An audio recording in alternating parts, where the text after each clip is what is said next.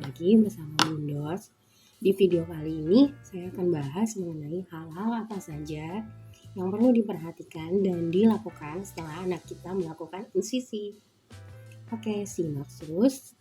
Jangan lupa like, comment, share, dan subscribe. Thank you. Yang pertama yang harus kita lakukan yaitu niat sungguh-sungguh ya.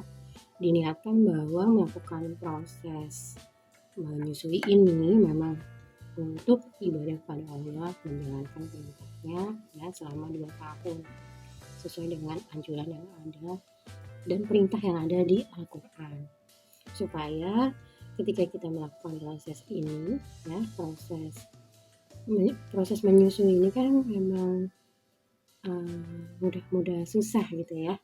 Jadi artinya ketika kita mendapatkan suatu cobaan dengan anak tidak bisa menyusui, lalu kita mengikuti alur prosesnya, mudah-mudahan Allah memberikan kita kemudahan. Jadi niat sungguh-sungguh, yakin bahwa kita bisa menjalani proses ini ya. Karena untuk menuju menyusui hingga lulus ASI 2 tahun lebih, itu prosesnya masih sangat panjang dan ini adalah baru awal. Jadi niat yang sungguh-sungguh, benar-benar niat bahwa kita bisa. Tuh. Oke, yang kedua adalah setelah melakukan operasi frenotomi atau insisi, dianjurkan untuk melakukan senam lidah selama 5 kali dalam sehari. Jadi senam lidah itu dianjurkan seperti sholat 5 waktu ya. Jadi zuhur, asar, maghrib, isya, subuh. Nah itu kita harus melakukan senam lidah. Senam lidah itu fungsinya untuk apa? Pertama, untuk melenturkan lidah anak ya. Jadi karena sudah dilakukan insisi, maka supaya tidak menempel lagi tong tai litainya seperti itu. Jadi nanti lidah anak akan mudah lentur sehingga mudah untuk menggapai payudara atau areola, jangkauan areola si ibu. Jadi nanti lidah anak bisa ke atas, ke bawah, ke kanan, ke kiri gitu ya. Seperti itu. Jadi supaya lidahnya lentur dan tidak ada perlengketan lagi setelah dilakukan operasi.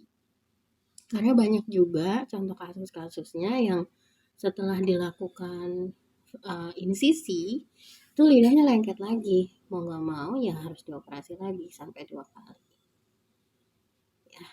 Jadi mudah-mudahan kita harus konsisten untuk melakukan senam lidah 5 kali dalam sehari setelah melakukan operasi.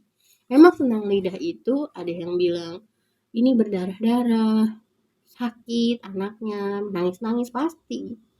Tapi senam lidah itu kan fungsinya supaya lidah anak kita ketika dilakukan frenotomi atau insisi itu tidak menempel lagi tong tai atau litainya, sehingga akan lebih mudah untuk menyusuinya. Kalau misalnya kita senam lidahnya kita tidak lakukan dengan sungguh-sungguh atau kita lakukan dengan baik gitu ya, nanti kemungkinan lidah si anak akan terjadi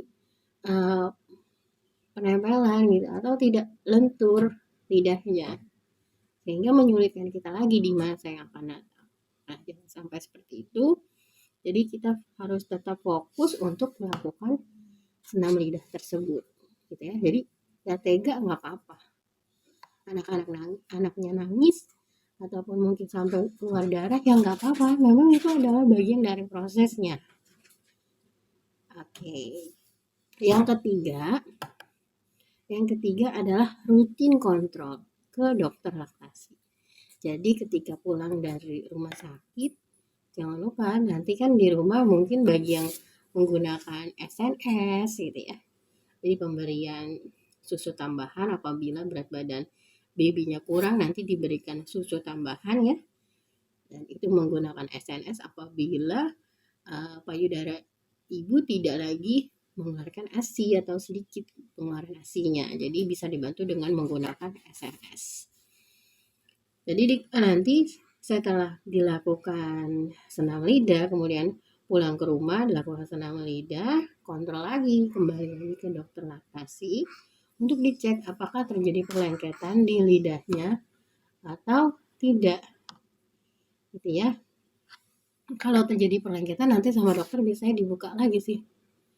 Pasti anak pasti akan nangis atau kejer ataupun nanti keluar darah, dan itu adalah hal yang wajar. Nanti darahnya juga nggak apa-apa, tertawan itu nggak apa-apa. Jadi kontrol ibunya juga dilakukan pengecekan oleh dokter apakah posisi menyusuinya itu sudah benar ya, dengan tegak lurus antara kuping, lengan gitu ya, dan si baby menghadap ke payudara ibu. Seperti itu. Jadi yang pertama adalah niat yang sungguh-sungguh, yang kedua itu adalah senam lidah, yang ketiga adalah kontrol rutin.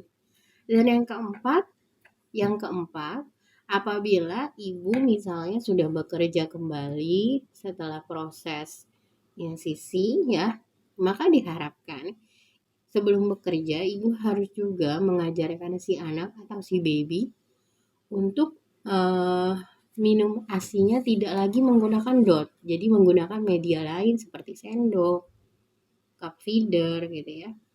Jadi media-media yang memang gelas loki yang dianjurkan oleh dokter. Jadi diajarkan juga orang-orang yang nantinya akan memberikan ASI ataupun support tambahan kepada baby. Misalnya yang mengasuh anak adalah baby sister, berarti baby sisternya sebelum bekerja harus dilatih dulu supaya si baby itu nanti pada saat ibunya bekerja tidak kekurangan cairan ya. Jadi dilatih dulu anaknya minum pakai sendok atau minum pakai cup feeder. Nah, nanti ketika ibunya pulang ke rumah barulah karena si baby mungkin merasa kurang gitu ya, tidak senyaman dia breastfeedingnya, menyusuinya langsung di payudara sang ibu, maka si baby akan merasa kangen, rindu gitu ya sama ibunya. Jadi nanti pada saat ibunya sudah pulang ke rumah, ibunya harus cepat-cepat untuk memberikan ASI ya secara langsung atau direct breastfeeding. Nah, kemudian yang kelima itu adalah skin to skin. Jadi jangan dilupakan, skin to skin itu penting untuk membangun bonding antara ibu dan baby. Sebetulnya bukan hanya ibu saja ya, yang kelima ini skin to skin itu untuk orang tua ya, ayah, ibu. Jadi misalnya ketika si ibu lagi makan atau lagi ke toilet atau lagi sholat, nah itu bisa digantikan dengan ayah ya. Jadi yang dibangun bondingnya itu adalah ayah dan ibu. Nah itu lebih bagus. Yang diutamakan ART ataupun baby sister dikasih tahu caranya minum melalui media lain yang tidak menggunakan DOT ya, karena dikhawatirkan bila menggunakan DOT maka akan terjadi kembali bingung puting, sehingga ujung-ujungnya nanti anak tidak mau menyusui dan lupa akan payudara ibunya. Apalagi nanti dan menggunakan media itu dilarang oleh ibu ya. Media lain selain DOT itu, pemberian ASI menggunakan media lain selain DOT itu dilarang dilakukan oleh ibu. Karena kita ingin memberikan stimulus kepada otak anak bahwa untuk minum ASI-nya itu ya harus dari payudara ibunya. Harus dari payudara ibunya. Nah, ketika itu dilakukan secara rutin, konsisten, si anak tahu, oh dia harus minum ASI itu ya dari payudara ibunya, dari pabrik susu ibunya gitu ya. Maka si anak juga akan mulai terlatih dengan hal tersebut, dengan kegiatan itu gitu. Tapi kalau nanti ibu yang memberikan cup feeder, yang ngasih susunya melalui media sendok atau gelas, nah itu juga akan membuat si anak nantinya akan menjadi bingung. Nah, kenapa nih gitu ya? Sehingga ujung-ujungnya nanti dia lupa lagi. Karena skin to skin itu ya mendekatkan ibu dan anak dengan cara menempelkan dari kulit ke kulit. Seperti itu. Jadi pemberian media melalui media lain selain dot ya, boleh pakai gelas loki, cup feeder, sendok dan lain-lain ya. Nanti mungkin di video berikutnya akan saya bahas. Itu dilarang menggunakan langsung oleh ibunya. Karena si anak sudah ketika dilakukan skin to skin, si anak sudah terbangun bonding antara ibu dan anak.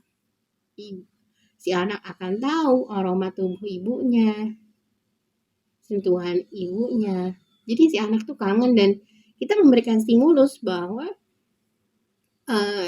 kita si ibu hanya memberikan direct breastfeeding aja ke si anak.